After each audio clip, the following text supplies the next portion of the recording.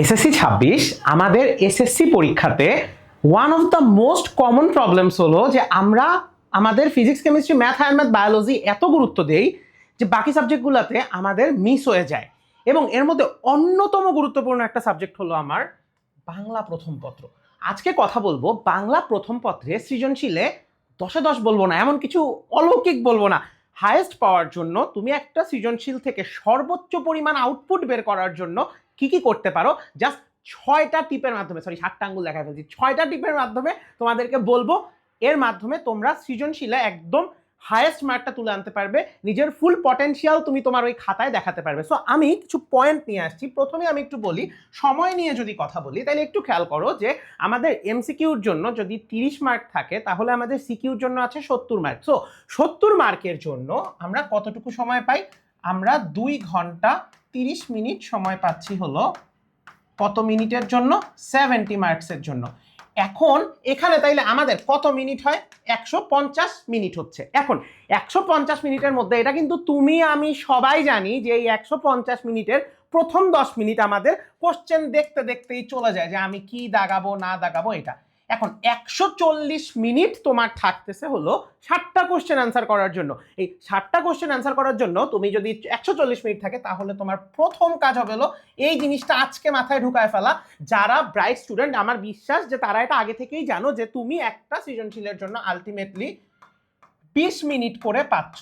আচ্ছা, এখন তুমি যে একটা সৃজনশীলের জন্য 20 মিনিট করে পাচ্ছ, তাহলে তোমার এই 20 মিনিটটাকে খুব সুন্দর করে ডিভাইড করতে হবে। এইটার জন্য আমি তোমাদের জাস্ট একটা জিনিসই বলবো, তোমরা ক আর খ এই দুইটাকে চেষ্টা করবা 6 মিনিটের মধ্যে শেষ করে ফেলার। আমি কিন্তু অনেক বাড়ায় বলছি, 6 মিনিটের মধ্যে তুমি যদি ক আর খ শেষ করে ফেলতে পারো তাহলে তুমি এরপর গ আর ঘ এর জন্য কতক্ষণ বাকি থাকে?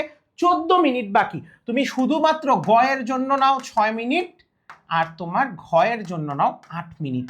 এই জিনিসটা যদি তুমি মেনটেইন করতে পারো তোমার সৃজনশীলগুলোর ক্ষেত্রে, তোমার যদি 1 মিনিট আগে পিছিয়ে হয় এটা নিয়েও আমি কথা বলবো, তাতেও তোমার এই প্রবলেম সলভ হয়ে যাবে। সো আমরা এভাবে 6-6-8 এভাবে 20 মিনিটে আমরা প্রতিটা সিকিউ কমপ্লিট করতে পারবো। এখন এরপর চলে আসে যে ভাইয়া কতটুকু লিখবো। সো কতটুকু লিখার কথা যদি আসে, আমি প্রথমেই একটু বলে দেই যে আমার সৃজনশীল, আমি সবসময় বলি 5 পেজের মধ্যে একটা সৃজনশীলকে খুব সুন্দর করে সাজায় লেখা যায়। অনেকে বলবে 6 পেজ লিখতো, 7 পেজ লিখতো। সো আমি 6 পেজের একটা সুন্দর ব্যাখ্যা তোমাকে দিয়ে দেই যে তুমি আসলে 6 পেজে কিভাবে লিখতে পারবা। তাইলে প্রথম কথা হলো, তোমার খাতায় ধরো 1 নং প্রশ্নের উত্তর, 1 নং প্রশ্নের উত্তর ক, 1 নং প্রশ্নের উত্তর খ। তুমি এইখানে লিখবা ক, এতটুকুতে ক লিখবা, আর এখানে খ, খ এর হেডিংটা দিয়ে দেন এখানে 2 প্যারার মধ্যে খটা শেষ করে দিবা। ঠিক আছে? আচ্ছা, এখন তোমার প্রথম কথা হলো খ এর ক্ষেত্রে অনুধাবনের প্রথম প্যারাটায় তুমি জাস্ট তোমার, অর্থাৎ খ নাম্বার কোশ্চেনের প্রথম প্যারাটায় শুধুমাত্র জ্ঞানমূলক কথাটা লিখবা, মেইন উত্তরটা লিখবা, এবং বাকি টাইমটায় তুমি কি করবা? বাকি যে 5-6 লাইন লিখবা সেইটা সুন্দর মতো ব্যাখ্যা লিখবা, এবং প্যারাটা যেন খুব ডিস্টিংক্ট হয়, খুব ভালো করে বোঝা যায়, এটা মেনটেন করবা। এরপর গ নাম্বারের জন্য তুমি কি করতে পারো? দেখো, ধরো গ তুমি যদি গ এখান থেকে শুরু করো, এখানে ফার্স্টে জ্ঞানমূলকটা লিখবা, এরপর অনুধাবনমূলকটা লিখবা। এটা পুরাটা এই পেজে শেষ করলেও ভালো, আর যদি তোমার এই পেজে কিছু বাকি থেকে যায় এখান থেকে তুমি তোমার 3 নাম্বার প্যারা শুরু করে দিবা। এরপর ধরো তোমার গ লিখতে অবশ্যই 1.5 পেজ বা এর থেকে একটু বেশি লাগবে। এখান থেকে কি ঘ শুরু করবা? কোনো দরকার নেই, পেজ দিচ্ছে না সরকার। তুমি এখান থেকে কি করবা? এই জায়গাটুকু খালি রেখে দিবা।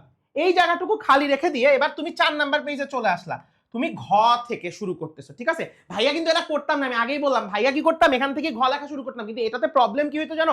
বেশ কিছু পরীক্ষা আমার এরকম হয়েছে যে এইখানে আমি ঘ লেখা শুরু করার কারণে অনেক টিচার মিস করে গেছে। হয়তো বোর্ডের পরীক্ষায় আমি এটা করিনি, এই জন্য সমস্যা হয় নাই, এমন পরীক্ষায় আমি এটা করছিলাম যেটা আমার বোর্ডের জন্য প্রস্তুতিমূলক পরীক্ষা ছিল। সো তুমি যদি ঘ এখান থেকে লেখা শুরু করো, এখানে ঘ এর ফার্স্টে জ্ঞানমূলক লিখবা, এখানে ঘ এর অনুধাবনমূলক লিখবা। এইবার তোমার ঘ এর যে 3 নাম্বার প্যারা, যে উদ্দীপক আর তোমার নিজের জ্ঞানের যে সংমিশ্রণটা তুমি প্রয়োগের প্যারাটাতে লিখবা, এটা এই সব কিছুই 3টা প্যারা মিলে তোমার 2 পৃষ্ঠার মতো চলে যাবে অ্যাকচুয়ালি। এরপর চেষ্টা করবা এই পেজের এই আধা পর্যন্ত আসার, বা পরিশেষে বলা যায় বা সব শেষে বলা যায়, আমরা যেটাই লিখি না কেন ওই কথাটুকু এভাবে লিখে তোমার 6 পেজের মধ্যে একটা সুন্দর সৃজনশীল শেষ হয়ে যাচ্ছে। এখন কথা হলো এই যে ভাইয়া বলছি 6 মিনিট 6 মিনিট 8 মিনিট, এই 6 মিনিট 6 মিনিট 8 মিনিট তুমি মিলানোর চেষ্টা করবা যে তুমি এটা লিখতে পারতেছো কিনা। আজকে এই ভিডিওটা দেখা শেষ করে সাথে সাথে একটা সৃজনশীল লিখতে বসবা এবং দেখবা যে তুমি এই টাইম এবং পেজ মেনটেন করতে পারতেছো কিনা। ভাইয়া কোনো আকাশ কুসুম কল্পনা না, এমন না যে এক পেজে 6টা লাইন লিখবো, এক পেজে 11 থেকে 12টা লাইন লিখে কমপ্লিট করার চেষ্টা করবো। আমি বাকি পয়েন্টগুলো বলতেছি, একটু মিলিয়ে নিও। এইবার আমি আসি আমার পরের পয়েন্টে, হাতের লেখা। হাতের লেখা is the most important thing for presentation. এখন হোয়াট ইজ প্রেজেন্টেশন? তোমার একটা খাতায় তুমি কালারিং পেন ইউজ করবা। বারবার বারবার আমি প্রতিটা ভিডিওতে এই কথাটা বলি, তোমার হাতের লেখা তোমার ওখানে একমাত্র পরিচয়, তোমার প্রেজেন্টেশন তোমার একমাত্র পরিচয়। সো তুমি কি করবা, তোমার হাতের লেখাটার জন্য প্রথম কথা, this is a page, please margin করো। ভাই খাতা কেন ভাঁজ করো? কোত্থেকে শিখছো এগুলা?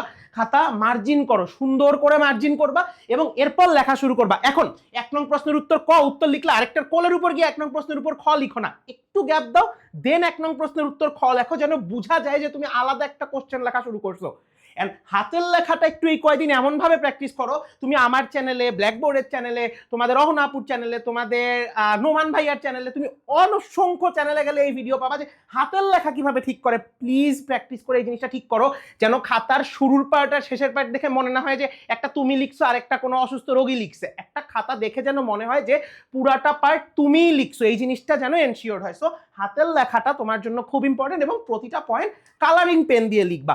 কোনো পয়েন্ট ব্যাখ্যা করার আছে, ওইটা কালারিং পেন দিয়ে তুমি হেডিংটা দেওয়ার চেষ্টা করবা। শুধু বাংলা প্রথম পত্রের জন্য না কিন্তু, এটা অন্যান্য সব সাবজেক্টের জন্য, ঠিক আছে? সো আমাদের মোটামুটি মেইন 3টা পার্ট গেল। এখন আমি আসি কিছু পড়ালেখার কথাবার্তা নিয়ে। এই যে ক খ, আমরা কি করি জানো? আমরা গ ঘ পারি, কারণ গ ঘ বানায় লেখা যায়। এই দোস্ত এটা কি হবে? গ এর পয়েন্ট জেনে ফেললাম, লিখে ফেলতেছি। ক খ কিন্তু আমরা সবসময় এমনি জানতে পারি না, তখন আমরা ভুল করে ফেলি। সো ক খ এর জন্য আলাদা প্র্যাকটিস করবা। পরীক্ষার আগে ধরো তোমার যদি 21 তারিখ থেকে তোমার পরীক্ষা হয়, তুমি তো অ্যাটলিস্ট 4 দিন লাগায় পড়বা। যে কোনো একটা দিনের একটা বেলা পুরাটা টাইম খালি ক খ পড়বা বাংলা প্রথম পত্রে, যে ক খ যেন তোমার কোনো ভুল না হয়। ক খ যদি ভুল হয় বাসায় এসে নিজেকে নিজে থাপড়াবা, বিকজ ওই দুঃখ যে তোমার একটা পাকা মার্ক তুমি একদম ছেড়ে দিয়ে আসছো, ঠিক আছে? এরপর তোমার চলে আসলো স্টার্টিং। তোমার যে কোনো লেখার স্টার্টিং হলো মোস্ট ইম্পর্টেন্ট, যে তুমি একটা খাতা কিভাবে লেখা শুরু করতেছো, একটা কোশ্চেন কিভাবে লেখা শুরু করতেছো। তুমি যদি জ্ঞানমূলক পার্টটাই ভুল লেখো, ধরো তুমি 3 নাম্বার 2 নাম্বার পৃষ্ঠায় এসে তুমি গয়ের এই প্রথম প্যারাটাই ভুল লিখছো, এরপর তুমি সব ঠিক লিখছো, তাহলে কিন্তু ওই যে ওরকম যে গাড়ির 100%ই ঠিক আছে কিন্তু শুধু ব্রেকটা ফেল হচ্ছে না। কিন্তু তোমার মোস্ট ইম্পর্টেন্ট কথাটা হলো যে তুমি যাই লেখো না কেন, স্টার্টিংটা যেন সুন্দর হয়। স্টার্টিং দেখে যেন তোমার ইন্টেন্টটা বোঝা যায় যে তুমি খাতার মধ্যে কিসের রিফ্লেকশন রাখতে চাচ্ছ। এরপর সব থেকে বড় কথা, স্টার্টিং এর সাথে এটা কাইন্ড অফ কানেক্টেড, যে তোমার মূল উত্তরটা যেন শুরুতে থাকে, যে তুমি ফার্স্টে কি লিখতে চাচ্ছ। তোমার মেইন কথাটা, অনেকে কি করে জানো, গতে ওই উদ্দীপক জ্ঞানমূলক কথাটা লেখে না, অন্য সাবজেক্টের ক্ষেত্রেও এটা করে। এবার কি করে ভিতরে গিয়ে ব্যাখ্যা লিখে, হ্যাঁ আমি তো অনেক সুন্দর করে লিখছি আমাকে নাম্বার দেয়নি। এসএসসি পরীক্ষা পাওয়ার পর দেখে কি নাম্বার পাইছে 79, বলে যে আমি তো লিখছি আমাকে নাম্বার দেয়নি। প্রবলেমটা কোথায় হয়? এই সিম্পল জিনিসগুলো আমরা ফলো করি না। জাস্ট এই সিম্পল জিনিসটা মেনে চলার চেষ্টা করো, যে তোমার মেইন যে অ্যান্সারটা, তুমি তো জানো ভাই মেইন অ্যান্সারটা কি, ওই মেইন অ্যান্সারটা যেন তোমার ফার্স্ট লাইনে থাকে। টিচার যেন প্রথমেই দেখে বুঝে তুমি কি করতে চাইতেছো, তোমার খাতায় সে যেন একটা গাইডেন্স পায় যাচ্ছে এইটার পর এইটা, এইটার পর এইটা। সোজা কথা, তোমার এই যে বলছি না যে একটা সিকিউতে কিভাবে হায়েস্ট পাইতে পারো, হায়েস্ট পাওয়ার জন্য তুমি সুন্দর করে তোমার খাতাটাকে এমনভাবে গাইড করবা যেন প্রতিটা মোমেন্টে মোমেন্টে তোমার টিচার তোমার খাতার কন্টেন্ট দেখে তোমাকে নাম্বার দিতে আগ্রহ বোধ করে। অ্যান্ড এই সিম্পল পয়েন্টগুলো একটু মেনে চলার চেষ্টা করো। হাতের লেখার স্পিড বাড়ানোর টেকনিকের ভিডিওর কথাও বলে দিছি, আমিও তোমাদেরকে হাতের লেখার স্পিড বাড়ানোর জন্য ভিডিও অলরেডি দিয়ে রাখছি, দরকার লাগলে আরও দিব।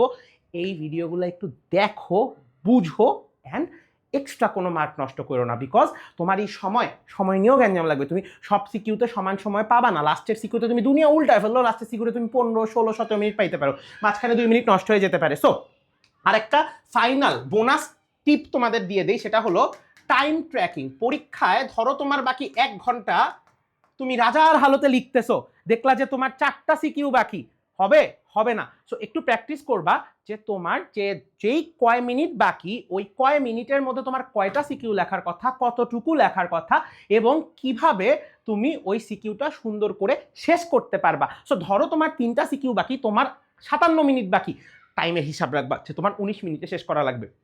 তুমি ফার্স্ট সিকিউ শেষ করছো, দেখবা যে তুমি 20 মিনিটে শেষ করতে পারছো কিনা। প্রথম সিকিউ আর দ্বিতীয় সিকিউ মিলে যদি 50 মিনিট লাগাই দাও, তোমার পরীক্ষায় কিন্তু 50 মাইনাস 140 মাইনাস 50, তোমার কিন্তু খালি কত 90 মিনিট বাকি থাকে বাকি 4টা সিকিউর জন্য। অটোমেটিক অন্যগুলোর জন্য বাকি 5টার জন্য 90 মিনিট থাকে, ভেরি সরি। তাইলে কিন্তু তোমার সময় এমনিই কমে যাচ্ছে। তো এই সিম্পল টাইম ট্র্যাকিংগুলা বা সিম্পল যে টেকনিকগুলো বললাম, এগুলো কিন্তু আমরাও ফলো করতাম পরীক্ষার হলে, ফলো করে আসছি, বোর্ড এক্সাম দিয়ে আসছি। তো এই জিনিসটা একটু ফলো করার চেষ্টা করিও। দেখা হবে নেক্সট ভিডিওতে।